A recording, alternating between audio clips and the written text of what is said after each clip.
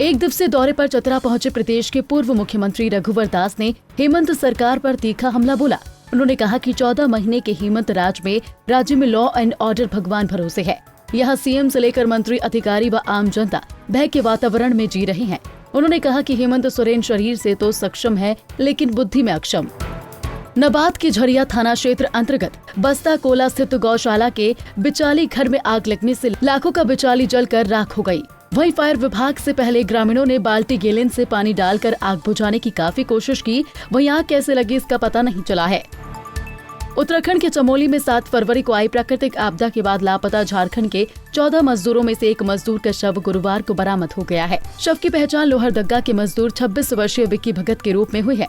विक्की भगत Jharkhand police के जवान विकास भगत का बड़ा भाई था। अधिकारियों का कहना है कि लापता सभी 14 मजदूरों के परिवार को सहायता देने के लिए कार्यवाही की जा रही है। ये भी बताया जा रहा है कि यहाँ काम कर रहे झारखंड के 29 लोग चमोली हादसे के बाद सुरक्षित अपने घरों को पहुँच गए हैं।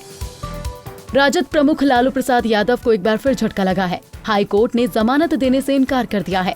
चारा घोटाले से संबंधित अन्य मामलों में लालू को पहले ही जमानत मिल चुकी है।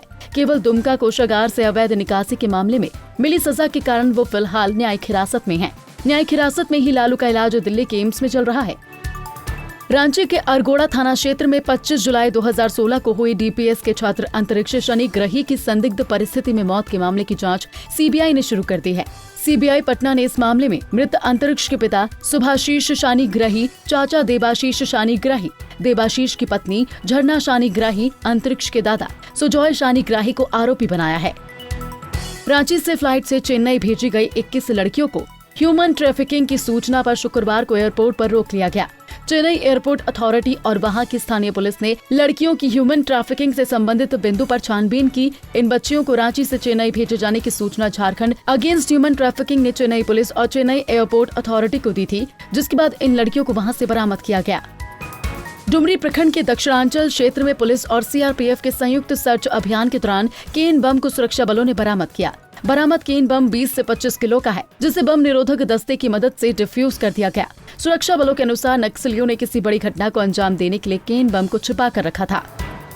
झारखंड के स्वास्थ्य मंत्री बन्ना गुप्ता के आदेश के बाद गिरिडीह के डुमरी के इसरी बाजार में एसडीएम प्रेमलता मुर्मू और सिविल सर्जन सिद्धार्थ सानियाल के द्वारा 2 क्लिनिक में छापेमारी की गई। इस दौरान एक क्लिनिक को सील कर दिया गया, जबकि दूसरे क्लिनिक को हिदायत देकर छोड़ दिया गया है।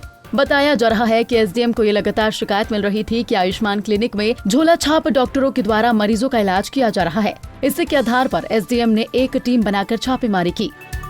झारखंड हाई कोर्ट के जस्टिस एसके द्विवेदी की अदालत में कोल्हान यूनिवर्सिटी में संविदा पर असिस्टेंट प्रोफेसर की नियुक्ति को चुनौती देने वाली याचिका पर सुनवाई हुई।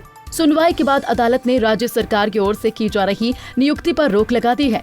साथ ही राज्य सरकार और विश्वविद्यालय से इस मामले में जवाब तलब किया गया है। धनबाद के तोपचांची अंचल के श्रीरामपुर गांव में प्रतिबंधित पशु काटे जाने की सूचना पर हंगामा खड़ा हो गया।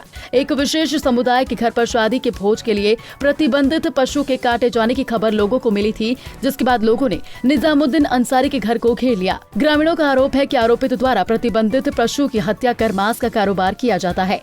घटना के समय कुछ लोग मांस खरीदने पहुंचे थे, लेकिन हंगामा होते देख भाग खड़े हुए।